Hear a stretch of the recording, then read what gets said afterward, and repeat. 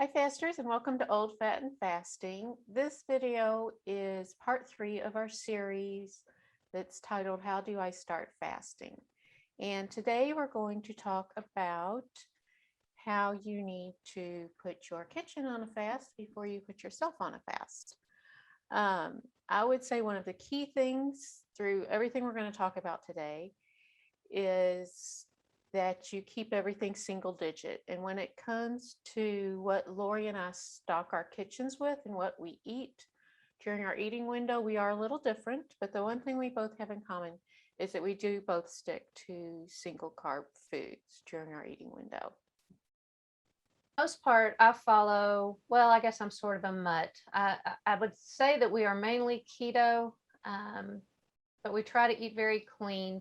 And like Krista said, we stick to a single digit carb. If it has a single digit carb and no added sugar, we'll eat it. We don't eat anything that has added sugar. And there are times that maybe we will have something that is 8 carbs in a serving, and keeping that single digit per serving is very important. It doesn't mean if it's 8 carbs, you get 2 servings of it. You don't do that. But if it's 8 carbs in one dish and the side dish is 5, then we might do that, but not very often. But yeah, try to keep it to single digit carb. So the best way to start in putting your kitchen on a fast is if it has added sugar and if it has a double digit carb, out it goes. It adds up so quickly, and the carbs are what's going to hold you back big time. That is the biggest weight gain. And I'm going to get tall for a second and get on my soapbox, because I've heard so many people say, well, I can't throw out this food because my spouse, or I can't throw out this food, my kid. They're not changing their lifestyle. So my soapbox statement is nobody needs to have access to junk food 24 hours a day, 7 days a week. When you go to the grocery, buy your kid a lunchbox size bag of chips, buy your husband a candy bar. I'm not saying they have to change their lifestyle, but for their health, nobody needs to be able to eat 10 cookies and a glass of milk. Not that I've ever done that before, but yeah. Take care of their health. They don't have to fast, but just for their health's sake. Okay, off my soapbox, done.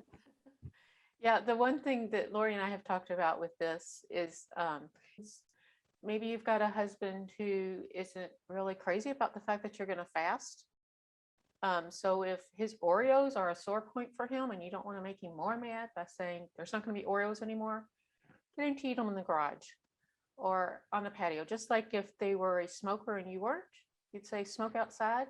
Mm-hmm. Do the same thing with the junk food in your kitchen if it's just not possible to get everything out of the kitchen. Yeah. And the other plus to doing that, if you can do that actually before you start fasting, if you can reduce carbs before you start fasting, your first fast will be much easier. Holy smokes. Because your body's going to go through an adjustment phase of not having all that sugar and stuff. And that transition will be easier if you cut your carbs, I'd say for a few days.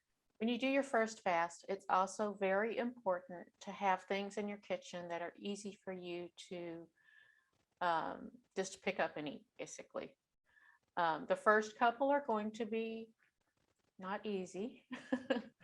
So you're going to want to eat after your first, couple until you get through that adjustment period. So you want stuff that you can, I used to tell my son, that you can pick up and put in your mouth, right? Not stuff that you have to spend a lot of time cooking or anything. So I tell people to try to have something that's as easy to grab as the bag of chips that used to be on top of your refrigerator. Exactly. Yeah, exactly. And if you've purged your kitchen so that it's full of just like single carb stuff, that's pretty easy. And really, that's really the only thing that I look for in the foods that I eat is I just read the labels. You're going to learn to read labels a lot. And I just make sure that a serving is just has under 10 carbs in it. But I think, Laura, you have some more guidelines that you look for in the stuff you put in your kitchen. I have to watch the sodium content because salt is not my friend. I will swell up like a sausage. I've had such salty things. A lot of times it's Chinese food, sauce on it. and it burns my tongue. So it's not my friend, but it's also not the scale's friend for people, because if the sodium content is high, you're going to hold on to that and your weight's going to go up. But it's not like fat, it's water weight. But that's something else. If you're a bit of a scale junkie like me, I don't care why the scale went up, it went up and I'm sad. So watch your sodium content. And I have to actually look, because I'm not good with milligrams. So I just look at the percentage of the daily intake of salt and try to keep that at a single digit for myself, because I know it will hit my scale the next day if I don't. Yeah. Yeah, and the other thing you'll need to watch, excuse me, is the sugar content of the food that you're eating. We'll have other videos that go into more about this, but a lot of why fasting the right way works is because it's about controlling your insulin, controlling your blood sugar. So it's really important also to watch the sugar content of everything that you eat. Yeah, we don't eat anything if it has added sugar. Yeah, yeah. If you go in your kitchen right now and pull out some things, I guarantee there are things in your kitchen that have sugar in them that you wouldn't dream have sugar in them, and that have added sugar in them. And there are things in Lori said the other day, standard American diet, sad. Standard American diet. Yeah. Yeah, that have lots of sugar in them, and you wouldn't dream they have sugar in them. So one is actually a medicine. NyQuil has 13 grams of sugar in a dose of NyQuil. That's just 2 tablespoons, 13 grams of sugar. A can of Coke, which soda is my soapbox. Soda is just evil. Just don't do it. 39 grams of sugar in a can of Coke. I don't eat that many carbs in a week. A small fry from what Lori calls McDeath, we all know who she's talking about, has 30 carbs. That's a small fry. Which is like 20 French fries. Yeah. The one that broke my heart more than a little. A Panera strawberry poppy seed with chicken salad. Like the best salad I've ever had in my life. And this is just half of one. Yeah, and this is just half. Has 12 grams of sugar. I'm working on tweaking that one so I can have this salad. Beef jerky, a popular food with keto people. Not in my house. 1 ounce, which Lori looked up what weighs 1 ounce, a pencil. A pencil weighs 1 ounce. A beef jerky portion that's the size of a pencil has 6 grams of sugar in it. Which is a single digit carb if you want to eat a pencil size. Right. And something Lori and I, these Southern girls who love their sweet tea, I didn't even know. Your cat, Augie. You hear him? It's like I'll leave him outside my room and he scratches at the door and meows. I'll let him in and he meows. So I don't know. It's all right. But again, from McDeath, an extra small, which I didn't even know existed, of sweet tea is 15 grams of sugar. So, and then the last thing that we wanted to mention is when you read the label and if there are ingredients that you can't pronounce them, then you shouldn't eat them. No. So these are all big adjustments for most people. But if you can, if you can kind of try to make that switch over before you start your fast, things will be much easier for you. Ease into it. Just like if you're going to quit smoking. I mean, a lot of people can go cold turkey and that's great. But if you can't, you gotta back off slowly. Yeah. Step at a time. Yeah. There's Augie. Yeah. If I know ahead of time that we are going to go out to eat and I know where we're going to go, I like to go to their website and I like to check out their menu first so I can sort of go in planned knowing when I'm going to eat. If you catch yourself not in that situation, or I guess even if you do, you can plan ahead of time, make adjustments to things that are on their menu. A place we really like to go is Red Robin, and the Royal Red Robin burger is wonderful. It's heavenly. But if you order it as is on the menu, it has 47 carbs. Whew. If you drop the bun and you drop the ketchup, it goes down to 3. Also, if you order it as is, I keep looking down because my memory is really bad. As is on the menu, it has 7 sugars. If you drop the bun and you drop the sugar, it has, if you drop the bun and you drop the ketchup, it goes down to 0 sugar. So drop the bun, drop the ketchup at most restaurants, and that's going to have a mega impact on what you do. So you want that grilled chicken sandwich, drop the bun. And most places, if you ask, will even put it in a lettuce wrap. So your bun is lettuce. Otherwise, just pull out the knife and fork and have at it. Yeah. A McDeath hamburger has 29 carbs. If you drop the bun, it takes it to 4. So if you have no option other than fast food, just drop the bun. And a McDeath hamburger is like this thick. Yeah. So go with the Red Robin, the Royal Red Robin that has a fried egg for 3 carbs instead of the McDeath burger that has 4. Yeah. Get a real burger. Yeah. It actually has hamburger. Yeah, it's cow. Another way that we have cut carbs at home is in breadcrumbs or things that you usually dust in flour. I buy the big containers of pork rinds at Sam's, and I come home and put them in my food processor or blender, whichever one looks more appealing to wash. Put pork rinds in there, and that is now your flour or your breadcrumbs. So you want to make salmon patties, replace the breadcrumbs with pork rinds. Or if you want chicken tenders, fried chicken tenders, roll your tenders in egg and then pork rinds and throw them in your air fryer. And they are wonderful. It's really, really good. I was surprised the first time I tried it how good it was. But give that one a shot. Krista talked earlier about snacks that need to be as easy to grab as the chips that used to be on your refrigerator or the cookies that used to be in your pantry, and some that we keep on hand. I will go to Sam's. I talk about Sam's a lot. And I buy the restaurant sized can of green beans. I put them in 16-ounce containers, and I'll add diced onion in them when I cook them. And I keep those in the refrigerator. So those are easy to grab. Laughing Cow cheese wedges are easy to grab. And yummy. And yummy, yes. And I know I keep looking down. My memory is so bad. I do not like raw vegetables, but most people do. For Steve, I'll keep some cut up cauliflower and broccoli, and he'll grab those and he'll measure 2 tablespoons. It's always 2 tablespoons of dressing. Blue cheese or ranch to dip them in. Tablespoons of dressing. Yes.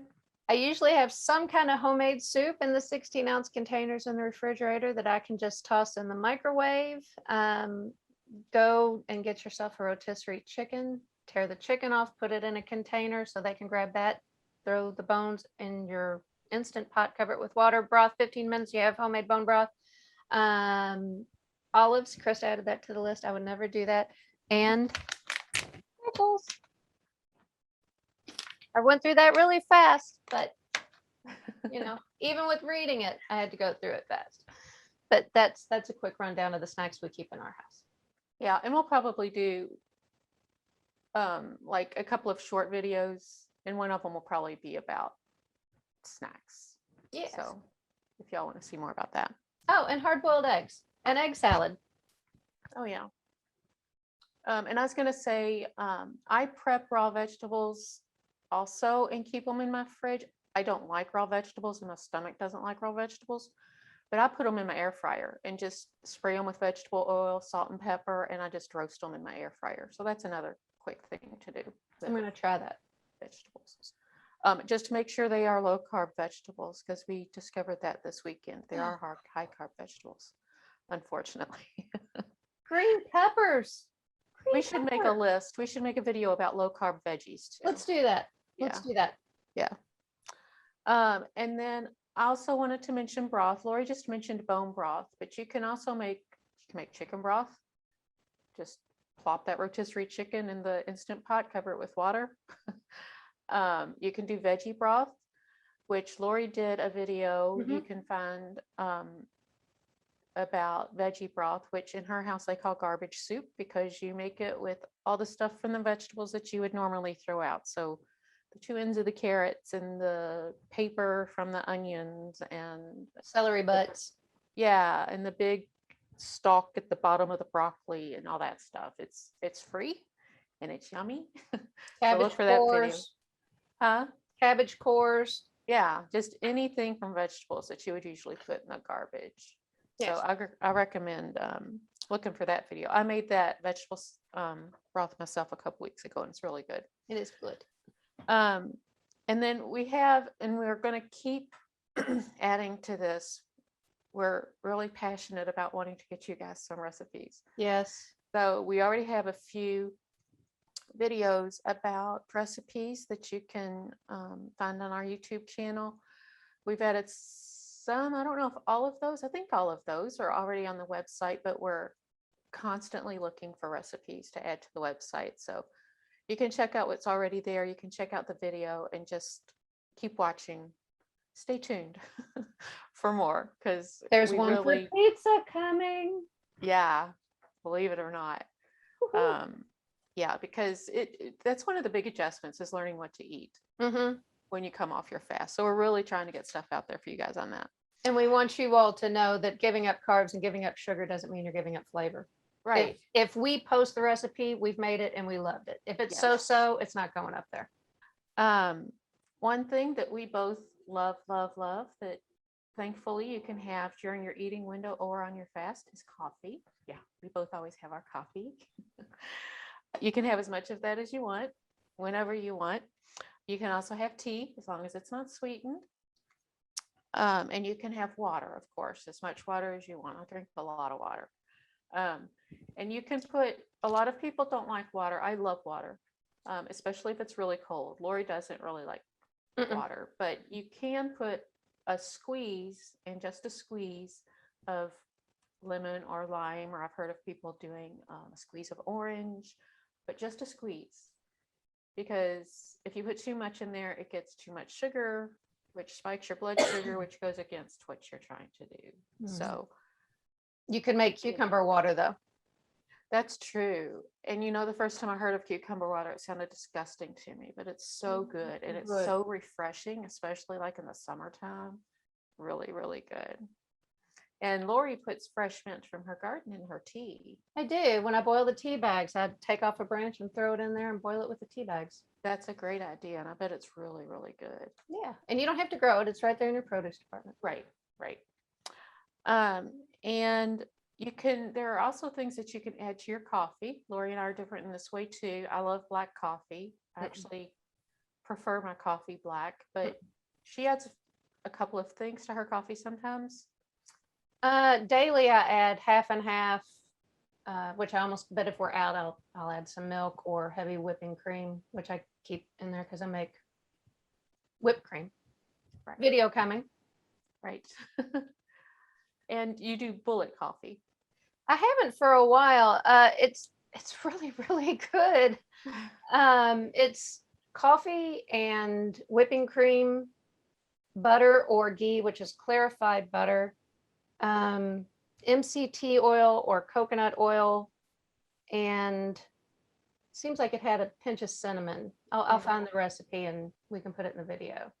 Yeah, and I've never had bullet coffee, but Lori says it's really good. So it's like something you'd get at Starbucks. It's really, really good. Yeah, so one video that'll be coming soon, hopefully this week, is me making and trying bullet coffee for the first time. So the things that you can add to your coffee is, as you were saying, all the things you put in your bullet coffee, it's pretty much everything you put in your bullet coffee. So the things you can put in your coffee, you can put up to a tablespoon of coconut oil, MCT oil, butter, ghee, heavy whipping cream, half and half, milk, or ground cinnamon. As you put your kitchen on a fast, you want to replace some things with making sure you have electrolytes on hand. And I don't like the fasting salts, but Steve will take these. We get them on Amazon, and I'll put a link below. And we bought this week the fasting capsules, just for if I do need it. I don't like these. I know you do. You like them in broth and things. We also keep pickle juice on hand. And if you don't mind filthy, dirty fasting and you want to chew something, you can also have the pickles. You're really not supposed to chew anything. And then Krista was talking about the black coffee and tea and everything. I do keep Gatorade Zero fruit punch on hand for my electrolytes. I love the stuff. I do limit myself to one a day though. And tell them why that is. It has artificial sweetener in it. Sucralose, any other artificial sweetener gives me a splitting headache like actual migraine. Sucralose does not. But I try to limit it to one a day because it has stuff in it I can't pronounce. I try to eat really clean. It has dye in it and all kinds of terrible things, but I like the flavor. Yeah, and with the pickle juice, this might sound strange to people, but could they just drink the juice out of their jar of pickles? As long as it doesn't have added sugar. And a tip on pickles is do not buy pickles from the shelf in the aisle because they have so much crap in there. That's why they're able to sit on the shelf. Yeah. Always buy your pickles from the refrigerated section, which is usually back by your deli meat and stuff. Check the ingredients, check the added sugar, but do not buy pickles from the shelf. I try to keep prepped salads, or at least the ingredients where somebody can throw a salad together for themselves. So you can put them in little containers where they're already made, or big containers where people can grab it out because people like different things on their salad. Lettuce, chopped eggs, diced tomatoes, diced onions, chopped, bacon bits, anything like that, where people can grab just 2 tablespoons of dressing. That's all you get. And there are fruits that are okay also. Of course, fruits have lots of sugar in them, but some are a lot lower in sugar than others. You can have a 1/4 cup of blueberries, sliced strawberries, or diced watermelon. Those are all under 10 grams of carbs per serving, and you can have a slice of cantaloupe also. That's under 10 grams of carbs. That's going to finish it up for the week, but we do want to ask you to check out our website, www.oldfatfasting.com.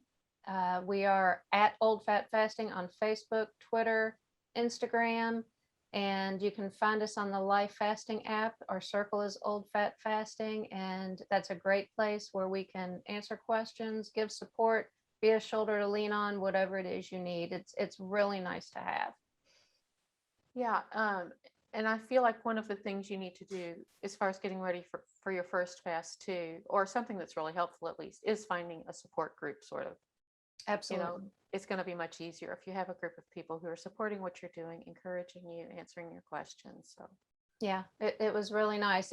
I was lucky that Steve decided to fast with me. So I had a built-in support group. You had me when you started to fast, so now we're there for those of you that maybe don't have somebody there that you can lean on.